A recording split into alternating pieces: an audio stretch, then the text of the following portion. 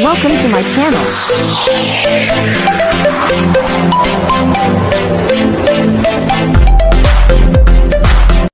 Hello everyone! Welcome back again to my channel. Pasensya na po kayo sa aking boses at medyo masama pa rin yung ating pakiramdam, no?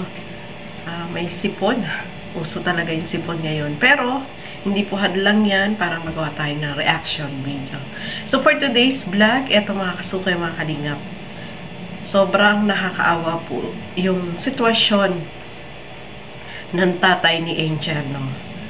Supportahan po natin at panoorin po natin sa vlog ni Rob Matubang Vlogs, yung isa pong kanyang channel, mga kasukay, mga kalingap.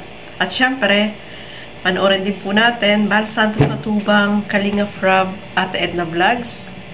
At ang inyong lingkod, Gandang Emmy, sa mga hindi pa po nakapag-subscribe, please subscribe and please hit the notification bell para lagi po kayong updated sa aking mga ina-upload na mga reaction video.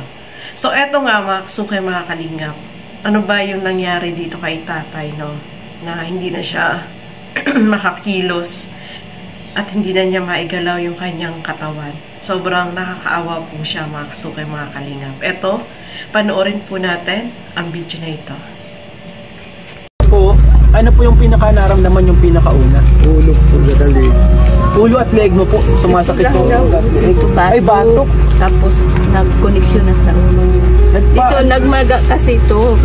Pagkikilos niya na ganyan siya, o dala yung dalawa. Isang parang... Nakakalakad pa po siya nun? Oo. Sabi ko nga, nakakapagtrabaho pa siya. Kahit gumagano may yung sakit na, nagpipilit siya kasi silang dalawa. Walang makukuha. Ay, nag-i-eskwela pa yung si Angel.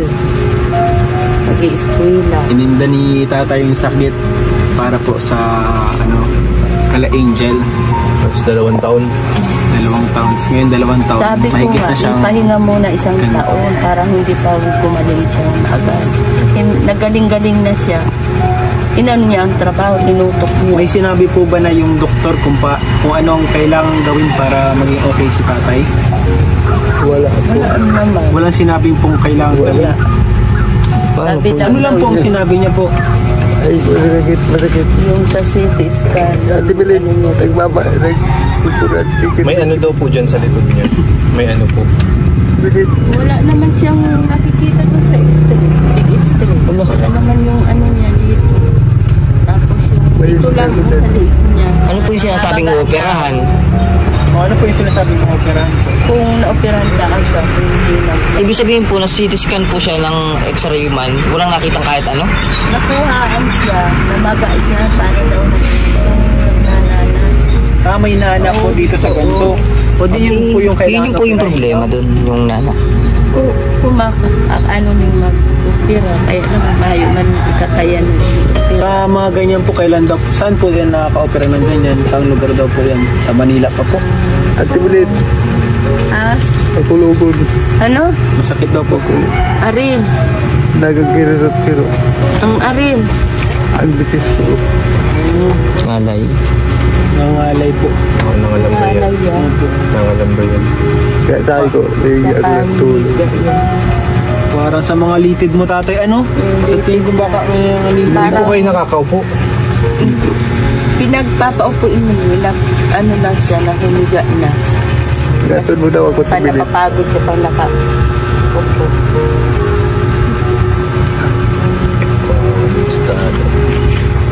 Nasaan si Angel? Angel! Ano Angel? Kumusta man ikaw, Angel? Kumusta ka naman? Matagal-tagal din hindi kami nakabisita, no? Hindi. Buwatog mo daw ako tumilip. Ano ka tayo? Maano ka tayo? Ayan po, eto si tatay ay sobrang masipag. Hindi niya ininda po yung kanyang sakit. Kahit na may nararamdaman pa rin siya, nararamdaman na niya yun, is binaliwala po niya yung sakit niya. Ang gusto niya is magtrabaho, lalo siyang nagsipag, no? Para din po sa kanila, yung inisip niya yung kalagayan nilang magtatay. At si Angel po ay nag-aaral, kaya itong si tatay ay talagang nagsipag. Kahit na may nararamdaman siya, binaliwala niya po yun. Kaya ganun po yung nangyari sa kanya, mga kasukay, mga kalingap. Kaya naman, kita nyo naman po yung sitwasyon ni tatay, no? Sobrang nakakaawa po, hindi niya maigalaw yung kanyang katawan. At yung kanya palang batok ay mayroong nana na kailangang operahan po, mga kasukay, mga kalingap. Sobrang kawawa, ano? Napaihi na nga po siya dyan, eh. Hindi na niya makontrol. At syempre, hindi niya maigalaw. So, talagang hirap itong si tatay. At syempre, hirap din po itong nag-aalaga sa kanya, no? Kita nyo naman po, si Angel, tapos yung kapatid niya, talagang may hirapan po mag-alaga dyan kay tatay kasi talagang hindi na niya maikilos yung kanyang katawan, mga kasukay, mga kalingap. At isa pa, mga kasukay, mga kalingap, sobrang affected din po itong si Angel, no, sa pag-aalaga dun sa tatay kasi sabi nga niya, hindi na rin siya nakakatulog kasi yung tatay is talagang dumadaing sa sakit, kaya talagang hindi ka makakatulog, no. Sobrang nakakaawa po yung kalagayan ni tatay, mga kasukay, mga kalingap. At nalaman din po natin dyan na si Beyonce ay tumutulong din dyan sa kanila, no. Nagdadala ng pagkain, tapos binilhan din niya ng diaper itong si tatay, no.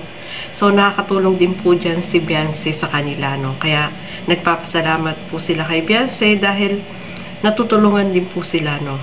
Ayan. Nakakatuwa lang po, no, na si Beyonce ay tumutulong din dyan sa kanila. At sana etong si tatay ay madala sa ospital para mapacheck kung ano ba talaga yung dapat nagagawin sa kanya, kung uoperahan ba siya, or yung mabigyan siya ng gamot para mapawi yung sakit na nararamdaman niya, mga kasukay, mga kalingap. Kasi talagang iniinda po niya yung sakit, no. Sobrang nakakaawa po si tatay, mga kasukay, mga kalingap. At syempre po, maraming salamat din kay Kalingap Rob kasi muling napuntahan dyan sila, no? Nabisita itong si Angel na ganito na pala yung nangyayari sa tatay ni Angel. Kaya sobrang nakakaawa po talaga. At kahit si Ian at si Kuya Nel ay nagbigay din po ng tulong sa kanila, no? Kasi sobrang naawa po sila dito sa kay tatay sa kalagayan po nito. Kaya maraming salamat din po sa kanila, mga kasukay, mga kalingap. So, ayan, sana po ay merong mga mabubuting loob na tumulong sa kanila, no? Magpaabot ng tulong para etong sa gamutan para dito sa tatay ni Angel. Kasi si Angel is affected din po, mga kasukay, mga kalingap. So, ayan, maraming salamat po sa inyong panonood at lagi po natin suportahan lahat ng mga Kalingap partners and Kalingap reactors. So, hanggang dito na lamang po muna. Keep safe everyone. Thank you for watching. Mabuhay po tayong lahat. Bye-bye!